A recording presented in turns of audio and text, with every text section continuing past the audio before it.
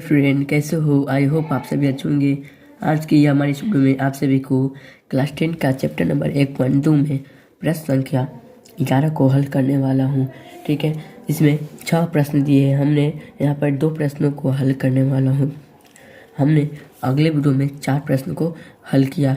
ठीक है, तो देखिए 11 का पहला क्वेश्चन और दूसरा क्वेश्चन को हल करने वाला हूँ। ठीक है, देखिए प्रश्न क्या करता है। प्रश्न कर रहा है कि जांच करें कि क्या एन बिलोंग्स, इसको कहता है बिलोंग्स, यानी कि इंग्लिश में कहता है बिलोंग्स टू।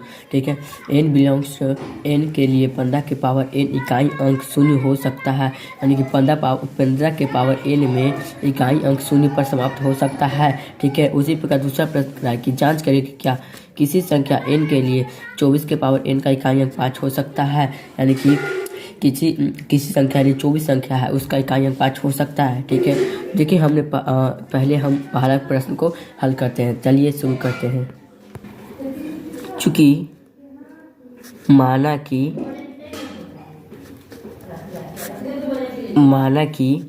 ए बराबर 15 के पावर एन। ठीक है, मान लेते हैं कि ए बराबर 15 के पावर एन। ठीक है,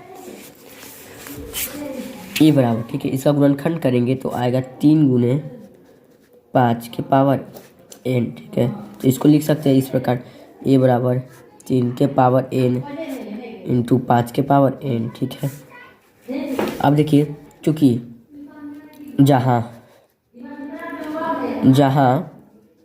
3 और 5 क्या है, एक अभाज्य संख्या। ठीक है, जहाँ 3 और 5 एक अभाज्य संख्या है। ठीक है, संख्या है, जहाँ एक अभाज्य 3 और 5 एक अभाज्य संख्या है। ठीक है, चूँकि हम जानते हैं कि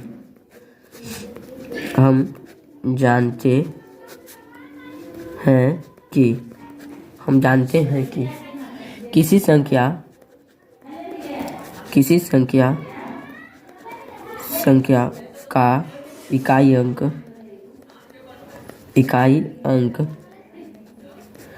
प्रश्न में कराता है कि शून्य। ठीक है, शून्य तभी होगा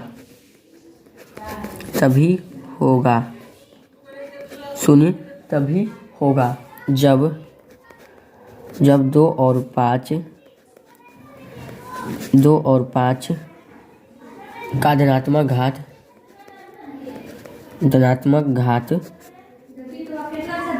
इसका गुणनखंड होगा। ठीक है, इसका गुणनखंड होगा। ठीक है, कह रहा है कि किसी संख्या का इकाई अंक शून्य तभी होगा जब 2 और 5 का धनात्मक घात इसका गुणनखंड होगा, जब इसका जो घात है उसका जो धनात्मक घात है इसका जो संख्या इसका गुणनखंड होगा। ठीक है, चूँकि ठीक है 3 के पावर n 5 के पावर n एक अद्वितीय हल है।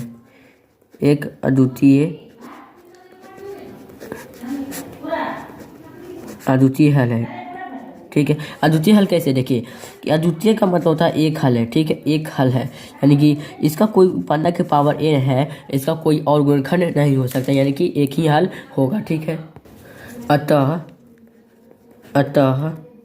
ठीक है, चूँकि अतः 3 और 5 के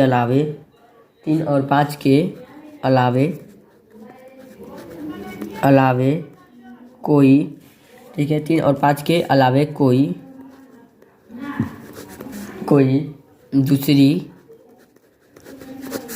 दूसरी अभाज्य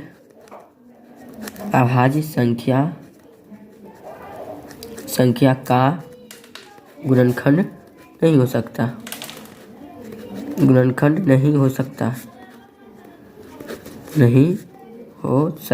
ठीक है,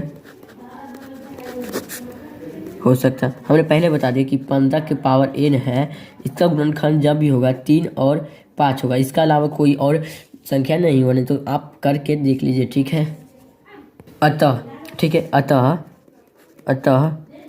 जो इसका इकाई अंक, ठीक है, 5 और देखिए यहाँ 5, यहाँ देखिए कि 3 के पावर n और 5 के पावर n एक अद्वितीय हल है। इसका इकाई अंक कितना है? 5 है, ठीक है। 5 है जो एक का गुणनखंड नहीं हो सकता, गुणनखंड नहीं हो सकता। क्यों नहीं हो सकता? देखिए नहीं हो सकता क्योंकि देखिए जब इसका जो इकाई अंक है ये तो 5 है, लेकिन इसका धनात्मक घात n है, लेकिन इसका गुणनखंड नहीं है, ठीक है। इसका गुणनखंड क्या है? नहीं है। अतः लिखेंगे अतः 15 के पावर n का इकाई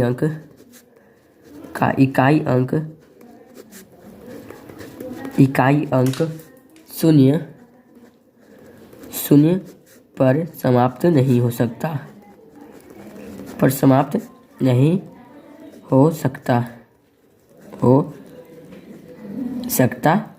है, ठीक है। हमने प्रूव कर दिया, ठीक है। प्रूफ ठीक है, प्रूफ कर दिया।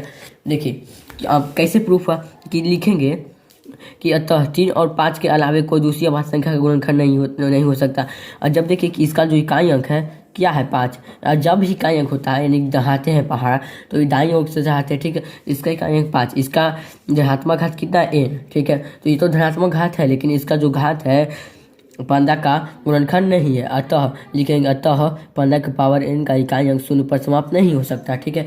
चलिए अब दूसरा प्रश्न क्या कहता है उसके बारे में जानते हैं। पुनः एक बार दूसरा प्रश्न पढ़ते हैं, ठीक है। कह रहा है कि जांच करेगी क्या किसी संख्या n के लिए 24 के पावर n का इकाई अंक शून्य यानी 5 पर समाप्त हो सकता है। जब हम निकाले थे और इंस्टीट्यूट किए थे शून्य पर समाप्त नहीं हो सकता, अब कह रहा है 5 पर समाप्त नहीं हो सकता। चलिए इसको हल करते हैं, ठीक है। हल, चूँकि माना कि a बराबर 24 के पावर n, ठीक है। a बराबर 24 के पावर n। देखिए इसका गुणनखंड करते हैं तो कितना आता है? देखिए इसका गुणनखंड किए तो आया 2 गुने 3, ठीक है, के पावर n। a बराबर, देखिए अब इसको लिख सकते हैं कि 1 2 3 यानी 3 बार है 2, इसको 2 के पावर 3 लिख सकते हैं, ठीक है, गुने 3 के पावर n, ठीक है। चूँकि जहाँ लिख देंगे इसमें, चूँकि जहाँ 2 और 3 एक अभाज्य संख्या है,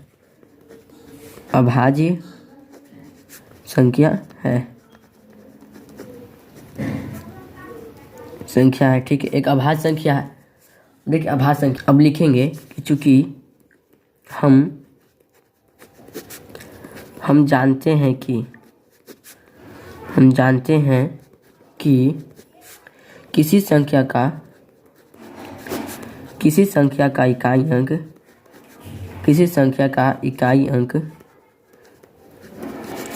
अंक 5 तभी होगा जब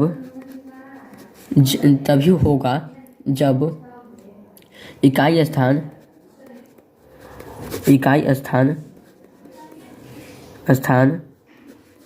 पर 5 होगा। यदि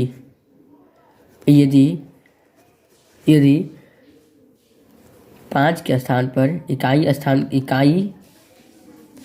अंक के स्थान पर जो है हो तो इसका गुणनखंड नहीं होगा।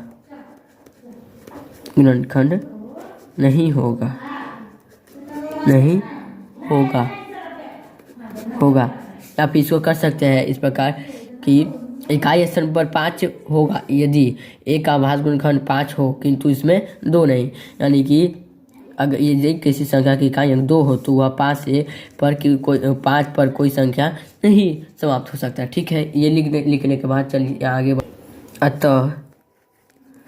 अतः यहाँ, ठीक है, चूँकि अतः यहाँ यानी 24 के पावर n के इकाई स्थान पर स्थान पर इकाई स्थान पर 3 के पावर n है, ठीक है, 3 की पावर n है, जो कि 5 से विभाज्य नहीं है और ना ही इकाई स्थान पर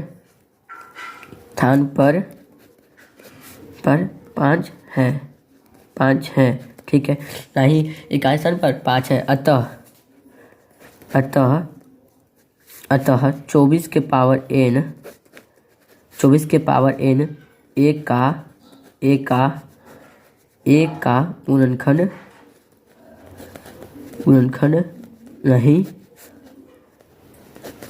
नहीं